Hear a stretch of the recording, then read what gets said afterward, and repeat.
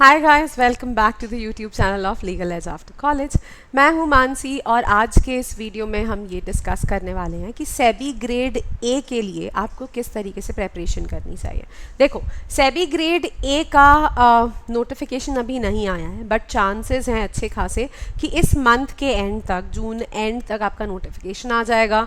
जुलाई and या अगस्त first week तक आपका फेज़ 1 हो जाना चाहिए एंड सिमिलरली अगस्त एंड या सितंबर मिड तक फेज़ 2 हो जाना चाहिए, राइट। तो अगर मैं जून से भी बात करूँ और अगर जुलाई एंड में भी आपका पेपर होने वाला है तो आपके पास 2 महीने का टाइम है, अप्रॉक्सीमेटली 2 मंथ्स, और उससे थोड़ा ज़्यादा ही मान के चलो कि आपको मिलेगा, ठीक है।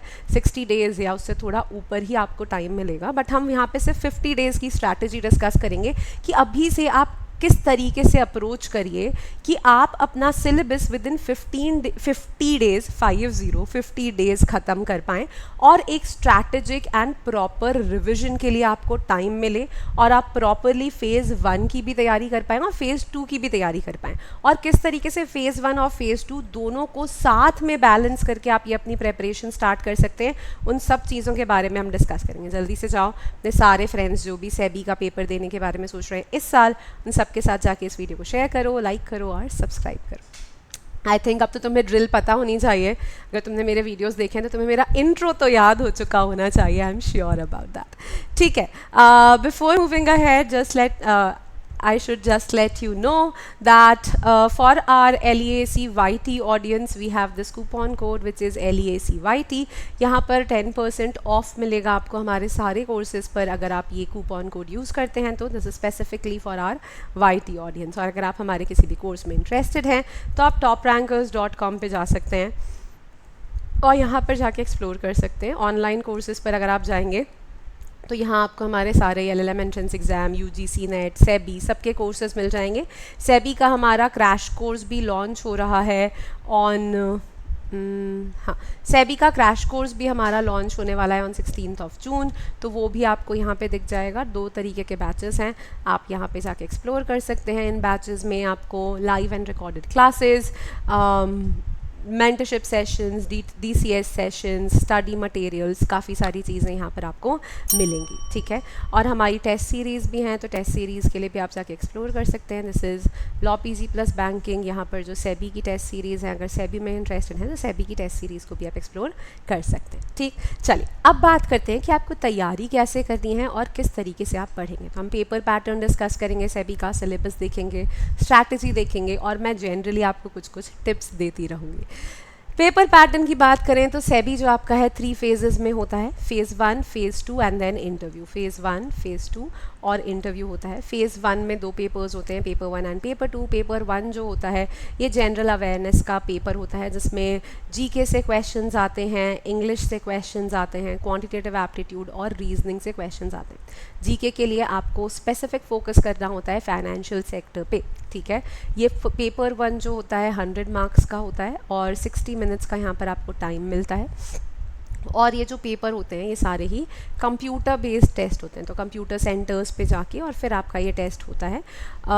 कट ऑफ जो है 30% आपको क्वालिफाइंग कट ऑफ है, तो पेपर 1 में 100 में से मिनिमम 30 मार्क्स आपको चाहिए just to qualify it. Paper 2 आपका MCQ बेस्ड क्वेश्चंस होते हैं बेस्ड ऑन लॉ, ठीक है। तो लॉ से क्वेश्चंस आते हैं यहाँ पे MCQ बेस्ड। 100 क्वेश्चंस का पेपर होता है, 40 मिनट्स का आपको टाइम दिया जाता है और इसका क्वालिफाइंग कट ऑफ है 40%, ठीक।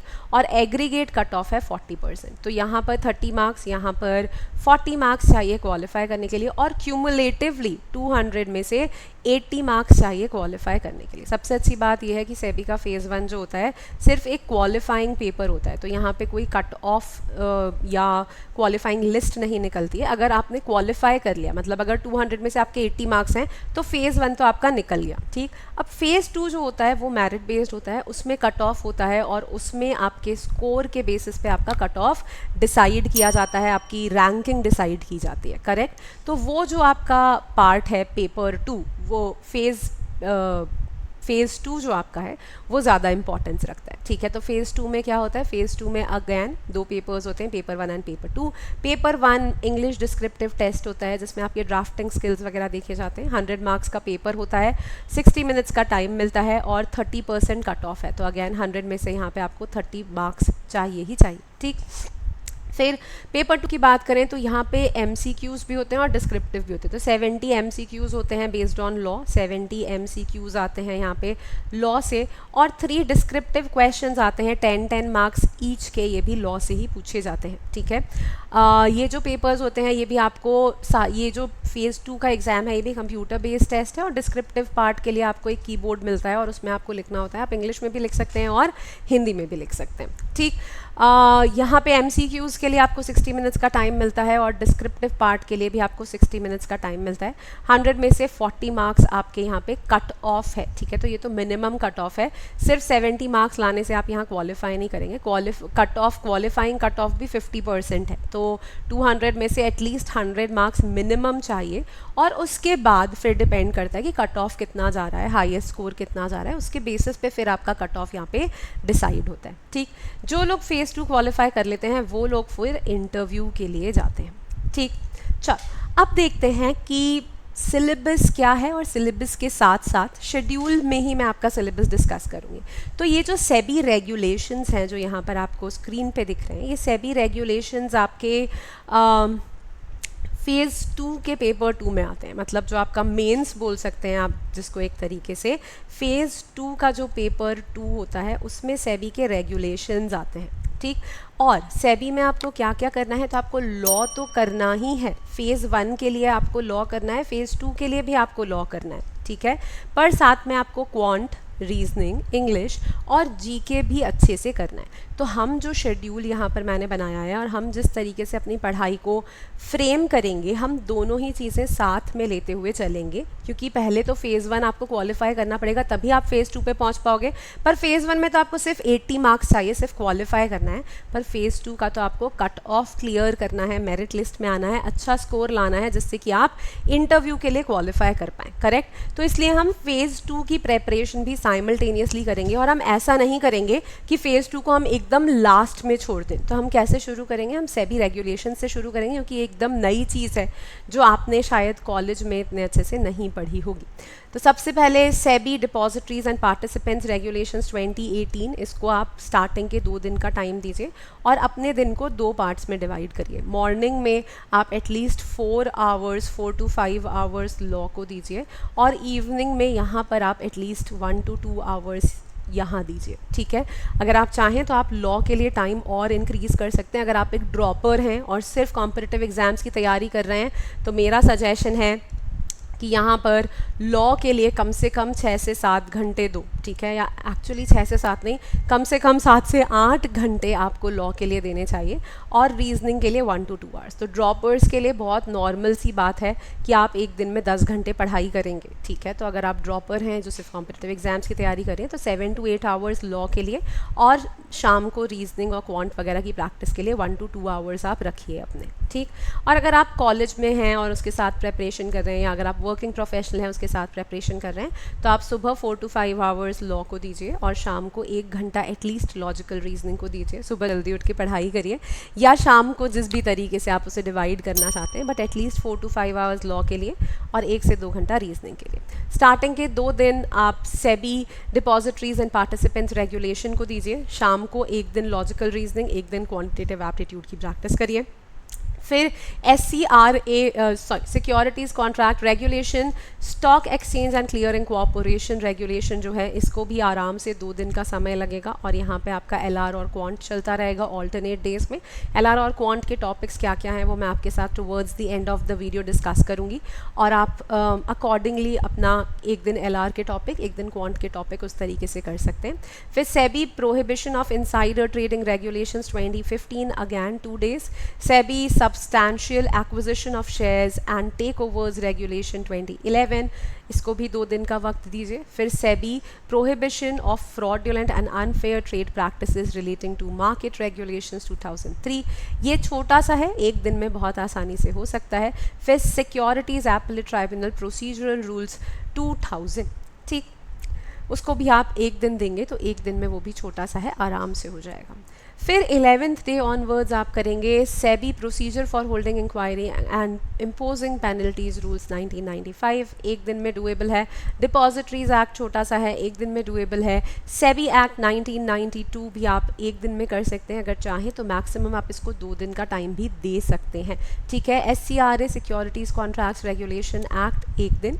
कंपनीज एक्ट को फिर हम देंगे 3 दिन का टाइम, 3 दिन में कंपनीज एक्ट हम अच्छे से कवर करेंगे, ठीक।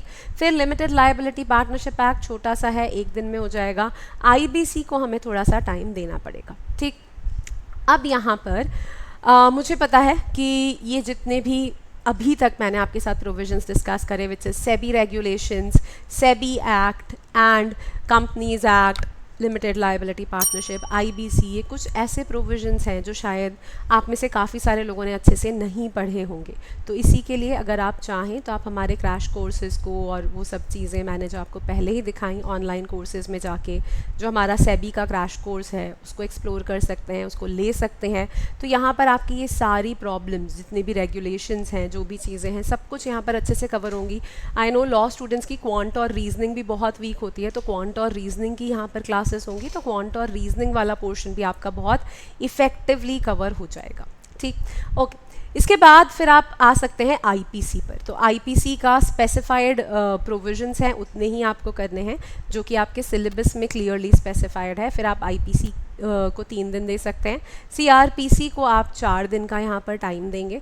फिर लॉ ऑफ एविडेंस 2 दिन, law of torts and consumer protection act 1 दिन में आराम से किया जा सकता है, ठीक है। Important Latin terms and Maxim's and interpretation of statutes, again a very small portion, doable in 1 day. Jurisprudence भी आप यहाँ 1 दिन में कर सकते हैं। एडमिनिस्ट्रेटिव लॉ छोटा सा है, लिमिटेशन एक्ट भी 1 दिन में हो सकता है। आर्बिट्रेशन एंड कंसिलिएशन एक्ट में भी आपको स्टार्टिंग के जो प्रोविजंस हैं, जो पार्ट 1 है बस वही पढ़ना है, पार्ट 2 नहीं पढ़ना है। तो पार्ट 1 में ज़रा से सेक्शंस हैं, आराम से आप कर सकते हैं, ठीक। अब यहाँ पर देखेंगे आप कि 30th डे ऑनवर्ड्स मैंने क्वांट के साथ LR और इंग्लिश यहाँ ऐड कर दिया है, क्योंकि अब ये ऐसा टाइम है कि आपका फ़ेज़ 1 पास में आ रहा है, और अब ये जो सब्जेक्ट्स भी यहाँ पे हैं ये भी हम सारे फ़ेज़ 1 के सब्जेक्ट्स की तरफ बढ़ रहे हैं, क्योंकि फ़ेज़ 1 इस टाइम तक पास आ जाएगा। तो फ़ेज़ 2 के जो मेजर सब्जेक्ट्स थे लॉ से रिलेटेड, वो आपने स्टार्टिंग के 20 डेज़ में कर लिए, है ना, एक बार आपने कर लिए। तो अब जब आपका फ़ेज़ 1 क्वालिफाई होगा और जब फ़ेज़ 2 के लिए आपको टाइम मिलेगा, तो वो जो आप रिवीजन करेंगे वो रिवीजन बहुत क्विकली हो जाएगा। और इसी वजह से अभी 20 डेज़ हमने एटलीस्ट, 20 नहीं, हाँ 25 डेज़ हमने एटलीस्ट फ़ेज़ 2 के मेजर सब्जेक्ट्स के लिए रखे हैं, ठीक है। और क्वांट और रीजनिंग हम इसलिए साथ में प्रैक्टिस करते जा रहे हैं रोज़, जिससे कि क्वांट और रीजनिंग की एक स्पीड हमारी क्रिएट हो जाए। पेपर में स्पीड की ज़रूरत पड़ती है क्वांट और रीजनिंग के लिए। अब जब आखिरी के 20 डेज़ बचे हैं, तो यहाँ पर फिर आपको एवरी डे 45 मिनट्स क्वांट को, 45 मिनट्स लॉजिकल रीजनिंग को and half an hour 30 minutes English की प्रैक्टिस को देना चाहिए। और जीके को आप रोज़ सिर्फ 15 मिनट का टाइम दीजिए, रोज़ टाइमर सेट करके 15 मिनट के लिए जीके ज़रूर पढ़िए, स्टार्टिंग फ्रॉम डे 1 इटसेल्फ, ठीक।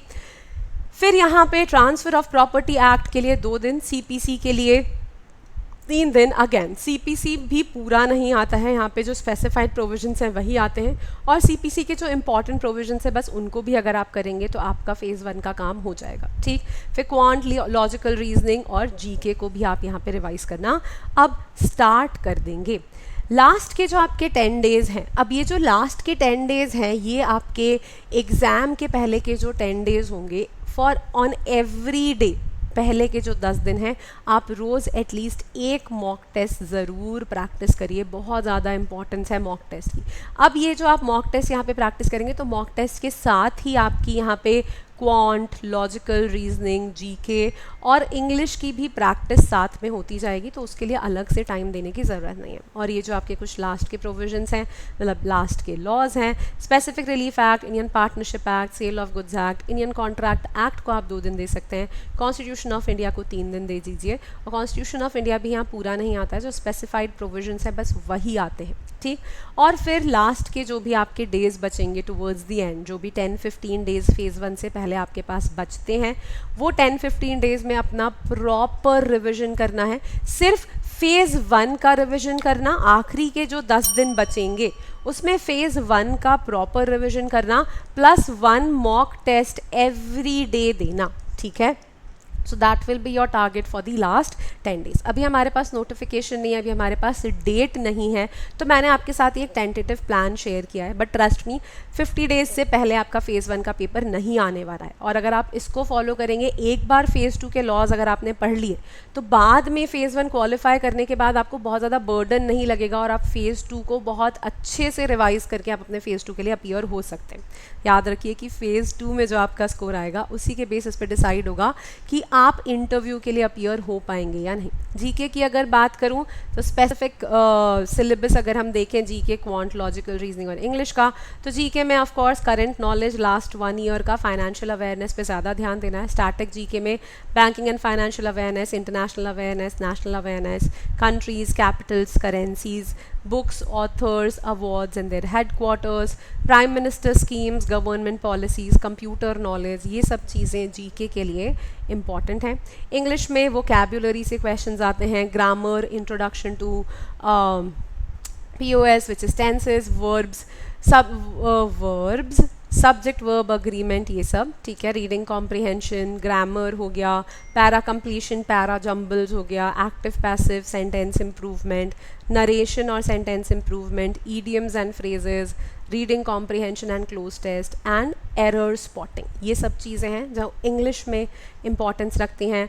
क्वांटिटेटिव एप्टीट्यूड के लिए रेशियो प्रेपरेशन, परसेंटेज, ये सब 10th क्लास से छोटे बच्चों ने जो किए होते हैं till 10th class what ever maths you have done. Ratio proportion, percentage, profit and loss, simple and compound interest, questions on average and age, time and work, pipes and cisterns, time and distance, series and quadratic equations, mathematical inequalities, number series, data interpretation, simplification, approximation, quantity comparisons. These are the things which you should do for quantitative aptitude. Logical reasoning में series, coding, decoding, direction and distance, ranking and order, blood relations, seating arrangement, puzzle, syllogism, data sufficiency, input output, inequality, decision making, statement and assumption, statement and course of action, statement and conclusion, cause and effect, statement and argument, drawing inferences. तो ये logical reasoning का syllabus है, right.